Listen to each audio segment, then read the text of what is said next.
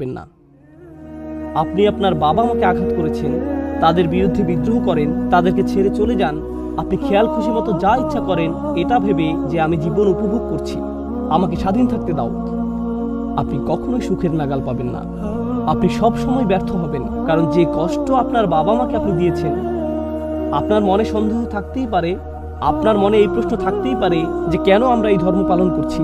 এতে কোনো সমস্যা নেই, কিন্তু আপনার বাবা মায়ের সাথে যে ব্যবহার আপনি করেছেন তা ছিল নির্দয়। তারা আপনাকে দিয়েছেন ভালোবাসা, আর প্রতিদানে আপনি যন্ত্রণা ছাড়া কিছুই দেননি। ইন্নাহুম কানু খাসিরিন। আপনি হয়তো হুবহু বর্ণিত উদাহরণের মতো না, তো আল্লাহ কি বলেন? ওয়ালিকুল্লি দারাজাতিন মিম্মা আমিলু।